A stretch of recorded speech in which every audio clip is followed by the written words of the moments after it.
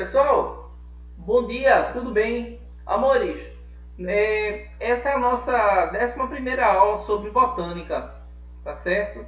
Dentro do conteúdo de histologia vegetal. Observa que eu vou comentar aqui só alguns aspectos bem simples sobre a parte estrutural, porque a posteriori nós teremos uma aula só sobre caule, os tipos e as características gerais, tá certo? Então, esse conteúdo programático nós vamos trabalhar basicamente a parte de histologia, tranquilo? Então vamos lá. Ó, aqui eu coloquei para vocês o seguinte: funções e histologia dos caules. Destaquei 3 tópicos aí para vocês em relação à função, as partes e os tipos de caules, tá certo? No que se diz respeito às funções, você vai encontrar condução de seiva. A gente já viu, a gente já teve a oportunidade de perceber que existem 2 tipos de seiva: a seiva bruta e a seiva elaborada. A seiva que é conduzida pelo xilema, a bruta, e a seiva que é conduzida pelo floema, a seiva elaborada, tá certo? Sustentação de ramos, folhas e frutos. Observa que todas essas estruturas que vai dar suporte tanto naquele caule rastejante quanto naquele caule aéreo ou naquele caule subterrâneo, são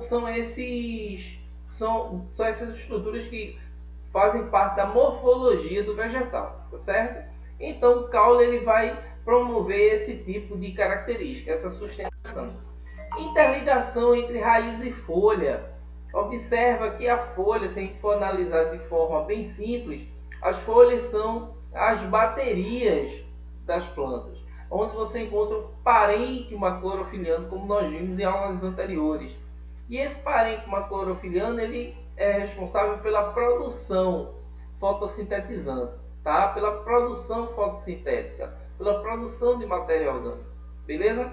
Partes do caule, você tem gêmulas ou gema, que pode ser chamado também, aí para vocês eu coloquei gema terminal, gema lateral, que são tecidos meristemáticos, são tecidos de crescimento, promovem crescimento com geotropismo positivo, com geotropismo negativo, com plagiotropismo, tá certo? Então, do ponto de vista dessas gemas, desses tecidos, eles vão promover exatamente esse tipo de crescimento, tá certo? Que a gente vai ver um pouco mais à frente. Tipos de caules epígeos são aqueles que epi acima, gel vem de solo, terra, tá certo? São aqueles que ficam acima do solo, né? Tronco, estipe, haste, como ele pode ser oco, fistuoso. A haste ela pode ser delgada, fina, flexível. Então, basicamente, introdução em relação aos caules é esse slide. Agora a gente vai abordar um conteúdo mais incisivo, um conteúdo mais específico, tá certo? Que está relacionado exatamente à parte histológica. Ó, aqui eu fiz um corte em uma estrutura de um caule que apresenta crescimento, como eu coloquei aqui para vocês. Ó. Deixa eu colocar aqui o piloto para a gente acompanhar direitinho, tá certo? Que apresenta crescimento primário, tá certo? Apresenta crescimento primário, ou seja, ele alonga, beleza? Com geotropismo, normalmente a grande maioria dos caules apresenta geotropismo negativo, né? Que não está indo em direção ao solo, está subindo, beleza? Então aqui você tem, ó, primeiro, meristema fundamental, que vai formar o parênquima, ou simplesmente parênquima cortical, beleza? Relacionado ao preenchimento e promove formação por mitose, beleza? Então a mitose aí ela é intensa para ocorrer o crescimento da estrutura, tá? Aqui você tem, a gente encontra na realidade a chamada protoderme, que é um tecido também embrionário, que é o meristema, que forma a epiderme. Dá uma olhadinha que a protoderme ela está mais interna, esse feixe aqui, ó. Vou colocar até aqui para vocês, esse feixe aqui de células é a protoderme, que forma, na realidade, a epiderme. beleza? Que é um tipo primário formado por meristema primário, tranquilo? Que é formado também a partir de mitoses. Observa que a epiderme é toda essa parte aqui, ó, de revestimento externo, tá certo? Ó, tudo isso aqui, ó, está relacionado à epiderme, tranquilo? E aqui eu tenho um câmbio vascular, que pode ser chamado também simplesmente por procâmbio, que ele alterna na formação do xilema e do floema. Por isso o nome procâmbio. Câmbio, o que é que o câmbio ele faz? Câmbio, a palavra câmbio, não é troca? Então, essa estrutura que você pode verificar aqui, ó, comigo, que é o câmbio, para a parte interna ele forma o xilema, para a parte externa ele forma o floema. Tranquilo? Beleza? Então aqui eu coloquei uma legendazinha para vocês, que T quer dizer tecido embrionário e MP meristema primário. Beleza? Vê lá. Aqui você vai encontrar agora o crescimento secundário. O crescimento secundário é o crescimento em espessura. Lembra? Crescimento primário, alongamento do vegetal. Crescimento secundário em espessura. Vamos ver o que eu coloquei para vocês. Ó, você tem três estruturas aqui, ó, o súbio, o felogênio e o feloderme, tá? Esses três eles formam a chamada periderme. Amores, a dica é o seguinte: o felogênio ele forma para fora o súber e forma para dentro a feloderme, beleza? Vê lá outra característica. Tu tens aqui outros tecidos, ó, o floema primário, o floema secundário, o câmbio vascular, que pode ser chamado simplesmente por câmbio, tá certo? E aqui embaixo eu tenho duas características interessantes que eu gostaria que vocês não esquecessem. Ó, primeiro, aqui na parte mais interna eu tenho o cerne. O cerne é uma área do caule que recebe uma deposição enorme de lignina e celulose, principalmente lignina. É uma estrutura muito rígida que vai dar o suporte ao caule, beleza? Observe o seguinte também, mais externamente, se você observar aqui, ó, eu tenho o alburno. O alburno é o xilema funcional, porque na realidade, se você for analisar um caule, 95 a 97% da sua estrutura é o xilema. Beleza? Então, porém, você vai encontrar um xilema dividido entre aquele xilema que é funcional, que é o alburno, e aquele que só faz dar o suporte para promover a fixação e manter exatamente aquele caule ereto. Beleza? Por isso que eu coloquei alguns tópicos aqui para vocês. Ó. Vê lá. Súber, essa parte mais externa. Deixa eu colocar aqui o pilotinho, né? Ó. Essa parte aqui mais externa, o súber, olha ele aqui, ó. Ele vai apresentar suberina, tecido com células mortas. Eita cabeça, então a parte mais externa é morta? Exatamente. Felogênio, que é tecido meristemático, que é o câmbio da casca, também chamado câmbio da casca. Forma o súber e a feloderme, como a gente havia comentado, né? Olha ele aqui, ó. O felogênio para fora, ele forma o súber. Para dentro, ele forma a feloderme. Vamos ver outra característica interessante aí, ó. O câmbio vascular, o câmbio secundário, ele forma o xilema e o floema secundários, como vocês podem ver aqui, ó.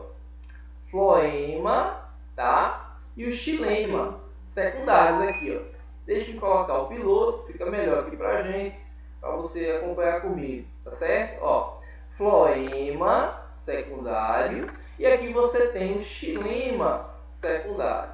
Vê lá o que eu coloquei mais também. Maior parte do tronco é o xilema, em torno de 95%. O resto você vai encontrar a periderme, feloderma, o felogênio, o súber, o floema. O floema é bem fininho. O floema é tão fininho que ele é agregado, ele está mais externo ao xilema, que ele está agregado. Ó, você pode verificar aqui pela foto. Deixa eu colocar aqui o ponteiro. Você pode verificar aqui pela foto que ele está agregado bem juntinho ao feloderma, onde esses três aqui né, o subeufilogênio e o filoderme, eles formam a chamada periderme. Tranquilo? Olha lá. Parte mais interna do xilema recebe deposição de lignina, ficando mais rígido. Isso aí a gente já havia comentado, havia caracterizado para vocês. Onde? Cabeça, mas onde é que fica? Olha aqui, ó. Tá bem bonitinho. Tá bem discriminado aqui para você na foto.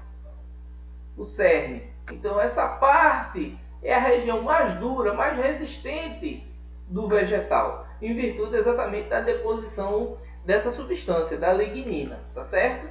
O cerne, parte mais interna lignificada, é velha e não conduz seiva. Se liga, beleza? Que a parte que vai conduzir a seiva é o alburno. Cabeça seiva bruta elaborada. Já que eu estou falando sobre o xilema, é a seiva bruta, né? Vamos lá. Alburno, parte mais jovem. Olha ele lá, ó. Ó, aqui o alburno. Parte mais jovem que conduz seiva bruta. E aqui eu tenho uma característica interessante que vez ou outra aparece nessas provas, que é o chamado anelamento de Malpighi. Amores, dá uma olhadinha aqui nessa foto. Foi o que eu disse para vocês.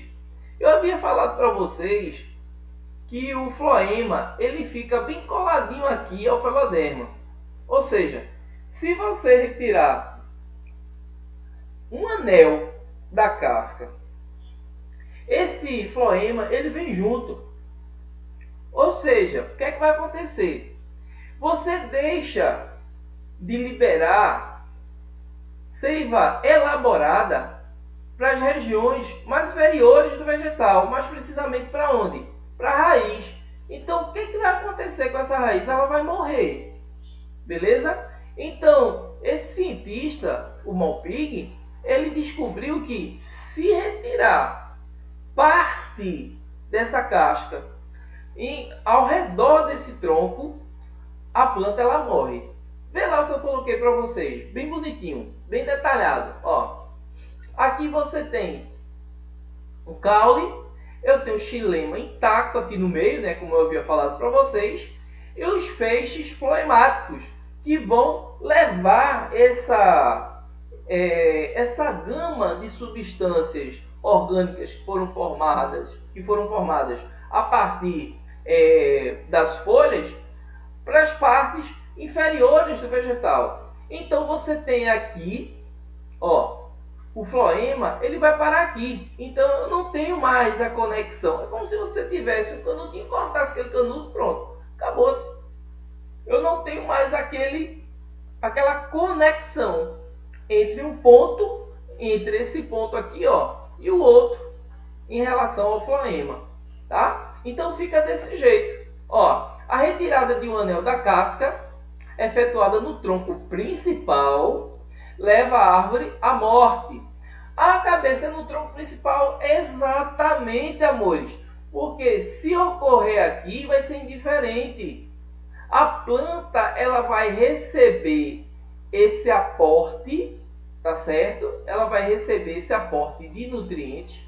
Ela vai promover a formação aqui, ó, nesse galho, nessas folhas da fotossíntese. Vai ocorrer processo fotossintetizante, porém não vai passar aqui, mas não tem problema, porque aqui ela está produzindo ainda. A bronca é quando ocorre aonde? No tronco, beleza? Tranquilo? E aqui desse lado eu coloquei para vocês o xilema, né? Como as células elas são alocadas, e aqui o floema, né? Ou seja, eu tenho um fluxo ascendente no xilema e tenho um fluxo descendente no floema. Tranquilo? Então a gente fica por aqui. Essa aulinha sobre caule, histologia do caule, ela é bem direcionada, então procura observar esses tipos de características. Esse anel de Malpighi é uma situação muito interessante, que vez ou outra é abordada aí nas nossas provas de vestibulares, tá certo? Então fica com Deus, um abraço, tudo de bom para tu.